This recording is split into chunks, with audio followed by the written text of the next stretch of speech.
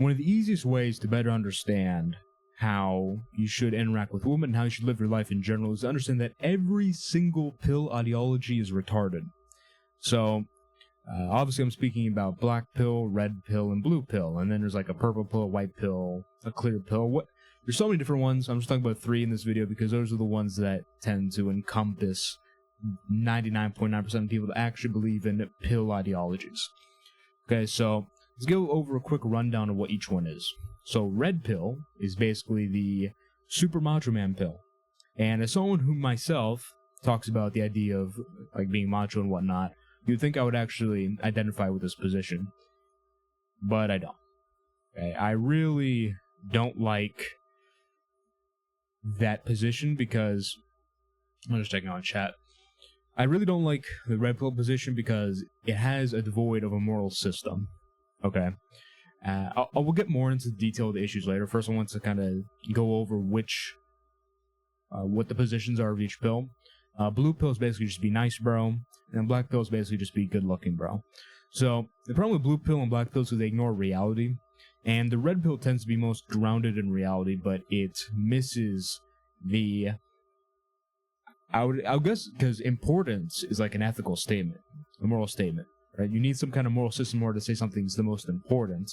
So, seeing that red pill is the most devoid of morals, then I guess that might actually make it the worst. I don't know.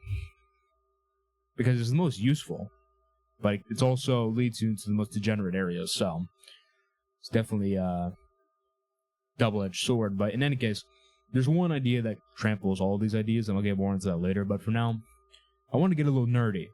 We're going to get nerdy, and we're going to talk about why the red pill is retarded.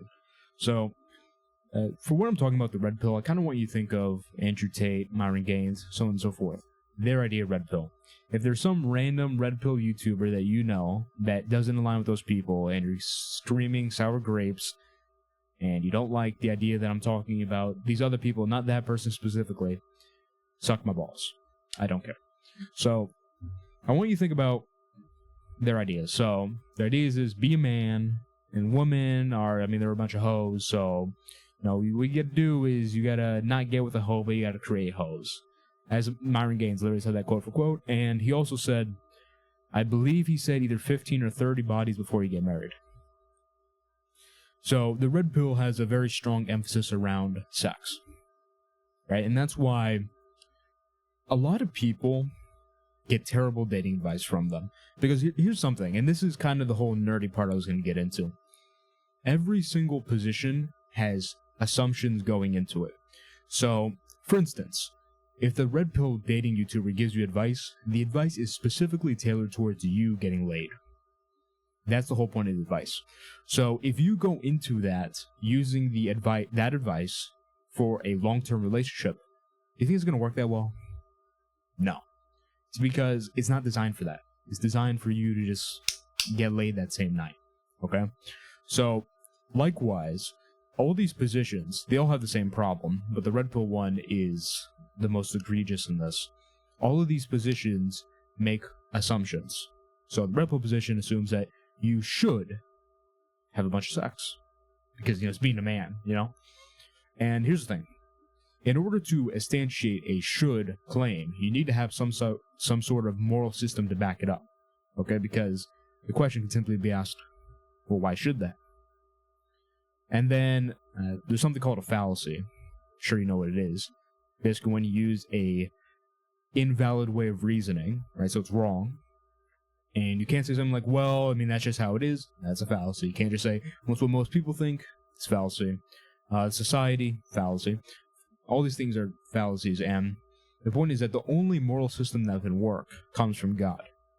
And in my case, as you can obviously tell, I have the Christian position. I say the Christian position is the only one that works. Islam, so on and so forth, doesn't work. But even Islam, which, Andrew Tate and Myron Gaines, they jerk themselves off to, doesn't even support what they're doing.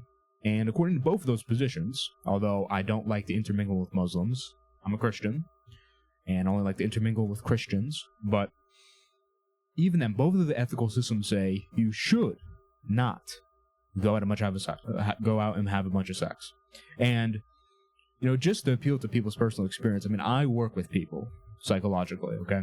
And plenty of those people I've worked with and other people I've spoken to, they all have, not all, most have experiences with women. Beyond just, oh, hi, hi, oh my god, you're so cute. No, I mean, they actually got at it, okay? They got their cocks wet, as some people would say. They got some pussy, bro. And literally all of them told me the same thing.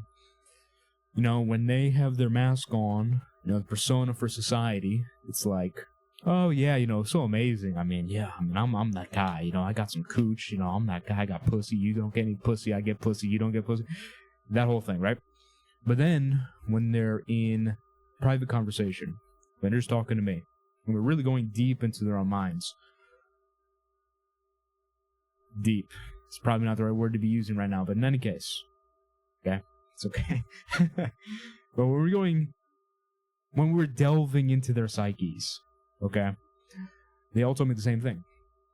They're like, you know, I wish I didn't do that. I wish I had it back. I wish I saved it for a girl that I actually really cared about. And they all told me literally the same thing. And I think what's happening right now is there's this big social disease going around that basically just says, well, being a virgin's bad, getting a bunch of cooch is good, and that's it. It's wrong. And of course, as always, the Bible's been shown to be correct, okay? Because what does the Bible say? Well, wait until marriage, if you're going to do it. And literally every single person I've spoken to that has done it would have benefited from following that advice. And this kind of goes into the solution I propose for all these different pill ideologies, but let's not get into that right now. We're going to go into that soon. Let's first then tackle the criticism of the red pill is it doesn't have a proper moral foundation to substantiate its should claims. And this would be called like epistemology. They don't have an ontological foundation, which is a source of these morals that's coherent, and they don't have an epistemic foundation to justify their knowledge of these morals. If you think I'm nerding out, you're damn right I am. And you can either be stupid and understand what I'm saying, or learn a bit, okay? Ontology is like the existence of a certain thing, and epistemology is like knowledge, justification, why. Okay, so, blue pill. So the biggest problem with blue pill is it just doesn't work. Now, blue pill actually has some utility when you get deeper into a relationship. Because, again, so if you listen to the red pillars, they say that emotional connection doesn't really matter. You're just there to clap cheeks. And here's the thing. Emotional connection doesn't matter when you're going to a club and you're cold approaching and you're trying to get a girl in a hotel room. Emotional connection doesn't matter at that point. These girls have been through too much cock to have any emotional connection. Okay, they've been gaped like 50 times.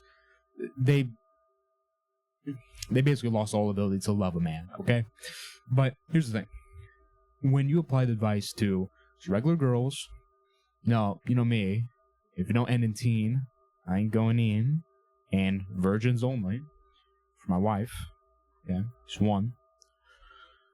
So, I mean, I wouldn't relate to all these people that are going to get with a girl with like 5 bodies or whatever, but at least at that point they can make some kind of emotional connection.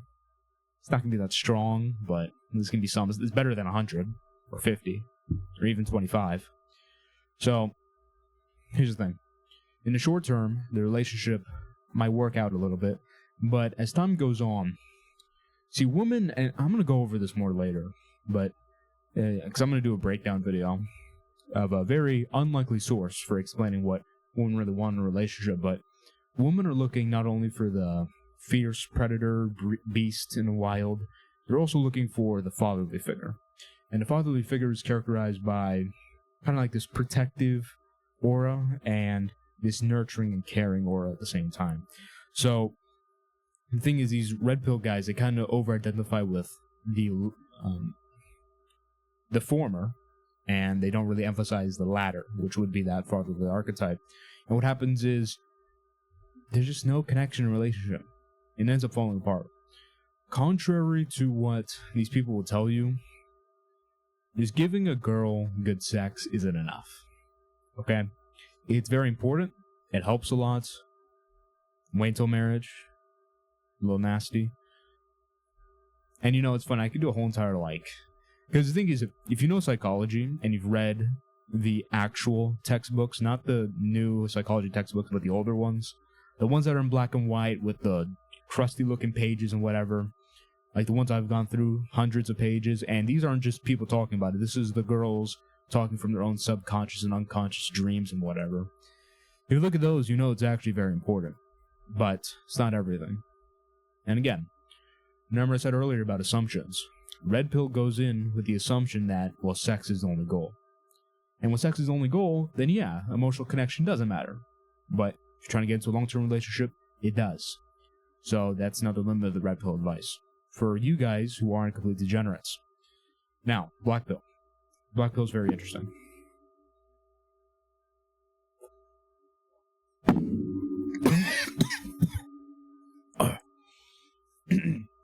Swear, every time I'm on stream and I drink water, it just goes down the wrong way. I don't know why. Anyways, so black pill.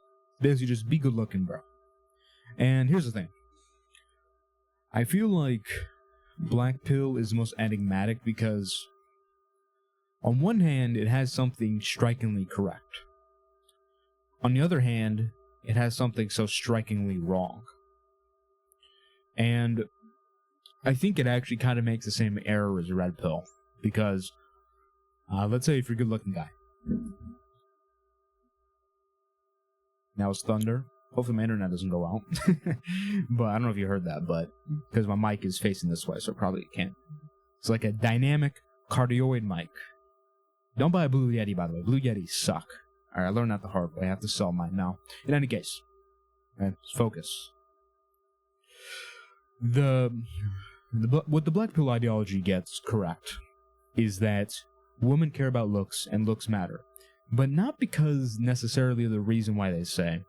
Because they break it down to like, oh, well, the scientific ratio, and they just leave it at that. The scientific ratio is nearly an explanation of something deeper. Using the word deeper again in this context. But something deeper. Something more in-depth. Okay? Something that goes very deep in. And that is archetypes. We'll go over this more later in the Gordon Ramsay section of the stream. Kind of leaked what it was going to be, but it's going to be interesting. But women look for a man to fit an archetype. And one of the ways we view archetypes is visually. It's very important. So, very simply, a woman wants a man that is capable. Like strong. Right? So, if a man looks like a geek, how is that archetype going to be fulfilled? It's going to be very difficult. So, in that regard, it does matter a lot. And as far as like their own, because I've actually delved a lot into black pill, pretty deep knowledge of it. Depending on what section you read, it's either just rope max if you're not a certain person, or try to looks max if you're a certain person. If you get too far into the weeds of any side, it's kind of dumb. But put simply, just be a little macho. That's I would boil it all down to that. Yeah, just grow some facial hair, depending on, unless you're like a white, preppy, well put together guy, then you can clean shave. If you're not, grow some facial hair. Depends on your ethnicity and whatnot as to which facial hair you should grow. If you have nice hair, grow out your hair. If you look masculine, grow out your hair. If you don't, cut your hair shorter. Work out. Put on muscle. Like, putting on muscle is probably the easiest way to look better, because if you put on muscle, it kind of reforms. I'm using very bro science terms here. Alright, it kind of restructures your face and your body. Pulls the skin. Makes it look more masculine. And the black pill also gets completely wrong the pretty boy thing. The whole pretty boy thing is retarded. Okay, because you're not appealing to women's desires. You're appealing to women's malfigured desires propagated by society. And what happens is that it may work for a little bit, but it won't work forever. And yeah, I would leave that part aside. Now, as for what it gets wrong, aside from that, it's primarily the moral system. I said that already applies to all of them. But the other thing it gets wrong is that it thinks women's perception of an individual is just about how they look. In reality, this is how it works. Okay, this is the simplest way you can put it. A girl sees hot guy. She projects ideas of hot guy onto hot guy. Hot guy comes up. He either fulfills those expectations, in which case he gets a big boost, so it does matter to look good, but if the hot guy comes up and is like, "Hey, how you doing? Top of the morning to ya."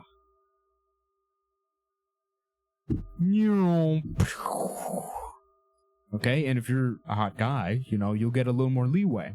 You might even be able to get away with that. You're like, you're kind of funny. But then you do keep doing that over and over and over again, and that's kind of your personality and attitude, and then it falls apart. Okay?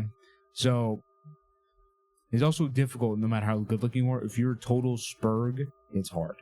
Okay? No pun intended. In any case, the solution to all these retarded pill ideologies is just Christianity. Okay? Because Christianity gives you everything you need. So, what is good about red pill? Well, it's actually correct about female nature, generally speaking. Well, the Bible says it all very clearly. In Genesis, it talks about how your husband will rule over you. To Eve, it talks about how women are supposed to be teaching men in the church. It talks about how man is the head of woman. It talks about how woman is supposed to submit to a man as they would to God. There you go. That's everything you need to know about female nature. It talks also about the fall of Adam and Eve and how, because Adam trusted Eve, the whole thing happened. Paul said woman transgressed and man followed. Right? Blue pill. What's good about blue pill? Well, it helps forge long-term relationships. So you get that little, you get in a good relationship, you have a little cuddly bear in you. It builds that emotional connection. The Bible says to love your wife. Black pill. That's about looking good, and looking good's important. Well, the Bible talks about taking care of your temple, which is your body. So, as I always say, every single ethical, moral, metaphysical, blah, blah, blah system is really just trying to enunciate, trying to speak of what the Bible has already said very clearly in writing. Just that no one bothers to read the Bible. So they hear about red pill ideology and talking about female nature, and they're like, "I've never heard that before. Wait. So you're telling me women like guys that are dominant?" Stupid.